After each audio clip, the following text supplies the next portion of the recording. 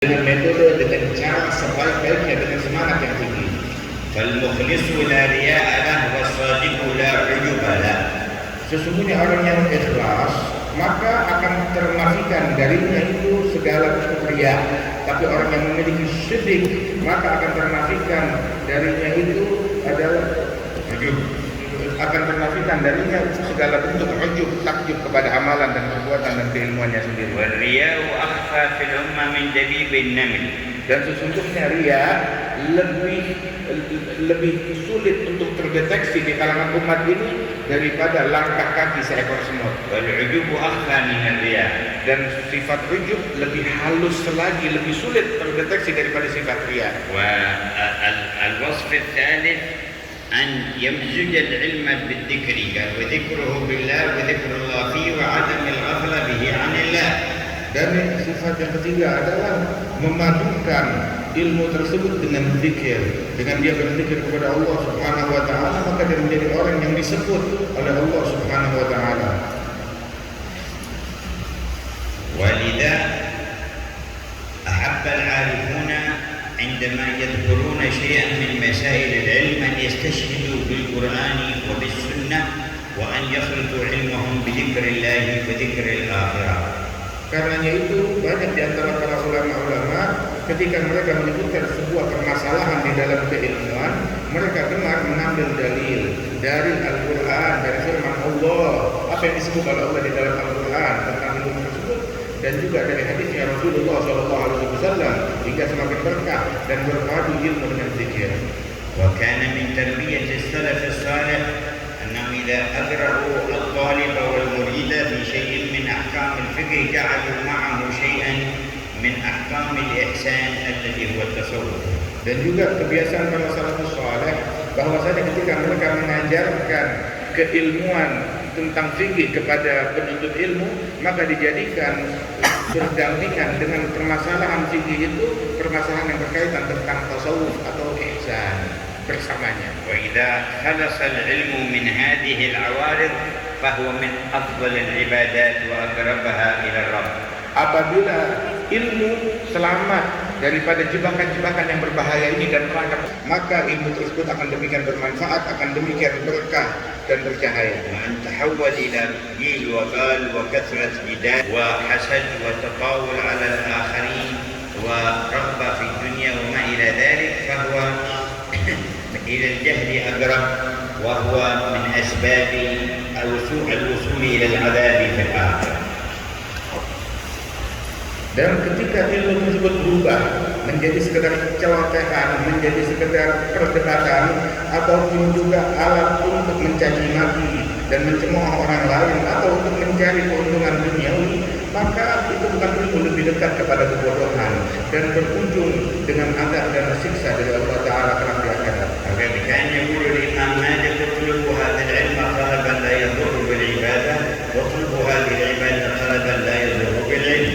Imam Malik mengatakan, carilah ilmu agama ini pencarian yang tidak membahayakan ibadat kalian, dan ambil dari pihak kalian daripada ibadat ini pencarian yang tidak membahayakan dalam menuntut ilmu. ولهذا ذكر المؤلف عليه رحمة الله علامة عدم الصدق في طلب العلم إهمال النوافل المؤكدة وأنواع الذكر لله تعالى وقراءة القرآن.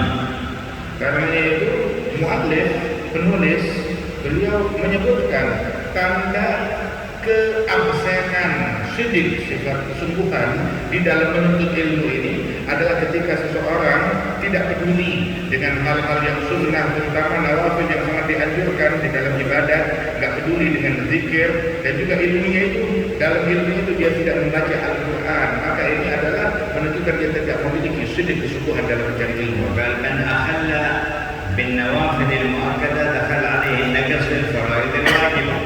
Itu dikatakan bahwasanya barang siapa yang menelantarkan daripada nawafil muakkadah, maka berarti kelak dia akan terjadi kebocoran di dalam perbuatan fardunya yang diwajibkan oleh Allah. ومن لا بد له من الواردات النبوية وحجوب المشايخ الصوفية فلا وارد له أي لا فائدة عليه وواصل له من حق قدرة الله من التقريب والتنوير والتعرف والرضوان وما إلى ذلك.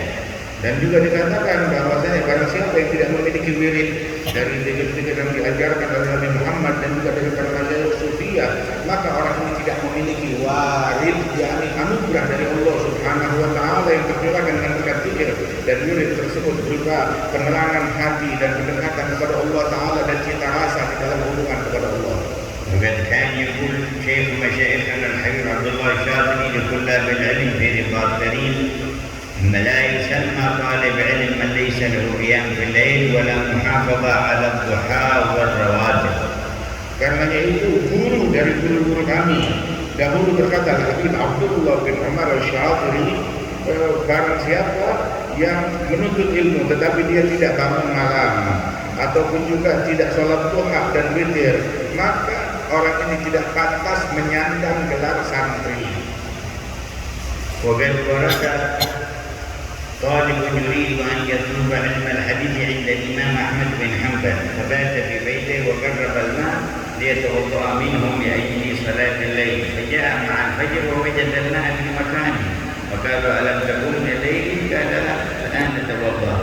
قال: فاذهب من حيث جئت فإنك لا تصلح لعلم الحديث.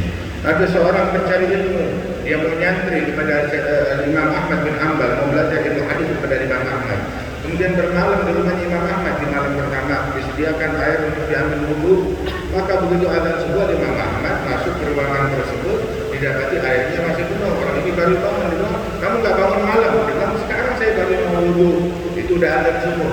Maka selesai itu semua, Imam Ahmad bilang, kalau begitu kamu pulang lagi, sebab orang semacam kamu yang tidak bangun malam nggak pantas, tidak layak untuk menuntut ilmu hadis. وفد بعض الوفود إلى المدينة عند النبي صلى الله عليه وسلم، فكان أيامهم في المدينة يأتي إليهم كل ليلة بعد العشاء. Dan datang sekelompok rombongan pelancong berkunjung ke Madinah kepada Rasulullah SAW. Mereka datang berziarah di zamannya Nabi Muhammad, maka Nabi Muhammad selalu mengunjungi mereka setiap malam sehabis salat Isya.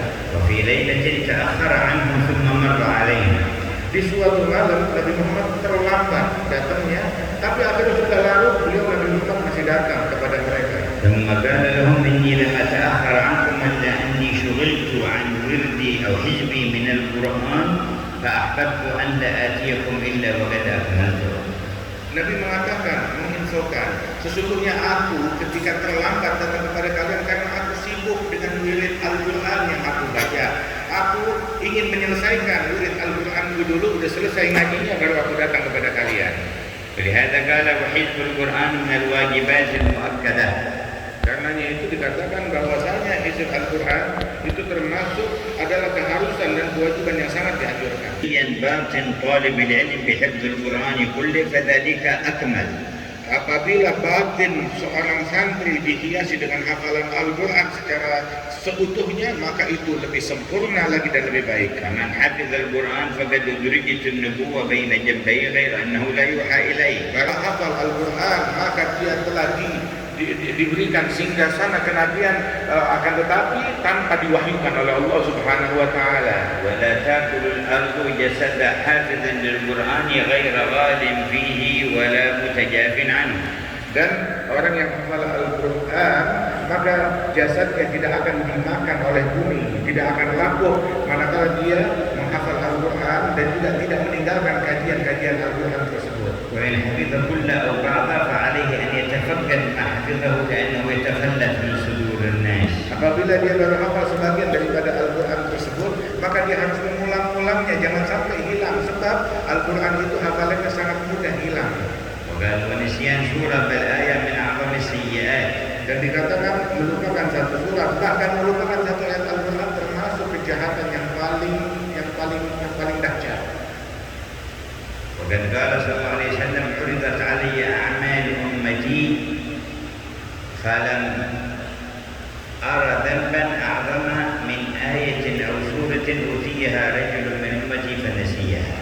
Nabi Muhammad SAW beliau bersabda, disodorkan kepadaku, dilaporkan kepadaku amalan-amalan umatku, maka aku dapati di antara amalan dan kejahatan mereka itu tidak ada kejahatan yang lebih dahsyat yang lebih jelek daripada ketika salah seorang mereka hafal ayat Al-Quran kemudian dia lupakan ayat atau surat tersebut. وقال عن القرآن هو ديوان الدين وأصل كل نور وهدى وعلم وبيان. Dan disebutkan bahwasanya Al-Quran adalah diwan daripada agama ini dan sumber dari semua hidayat yang diturunkan oleh Allah dan penjelasan. قال سيدنا الإمام الحداد وواظب على درس القرآن. Imam Al-Haddad mengatakan rutinkan selalu membaca dan tadarus Al-Quran. فإن في تلاوته الإكسير. Sebab di dalam tilawah Al-Quran itu adalah ramuan dan obat. والشرح للصدر. Dan melapangkan, menenangkan, menenteramkan hati. تدبر معانيه ورتله خاشعا. Renungi makna yang terkandung di dalamnya dan bacalah dengan khusyuk. تفوز من الأسرار بالكنز والذخر. Agar engkau berhasil mendapatkan asrar yang terkandung di dalam di balik ayat-ayatnya. وكن راهبا عند الوعيد.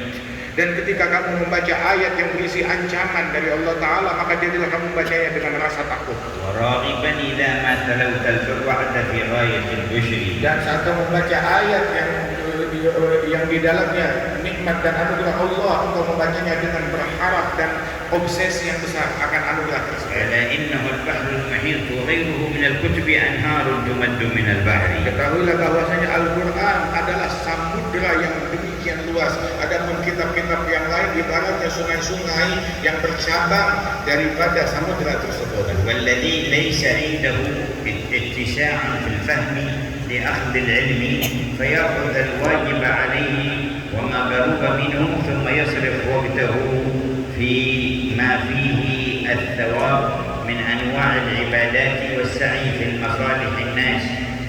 Dan dikatakan bahwa seseorang yang tidak memiliki kecerdasan yang mumpuni di dalam mencari ilmu, maka silakan gunakan umurnya yang berharga tersebut.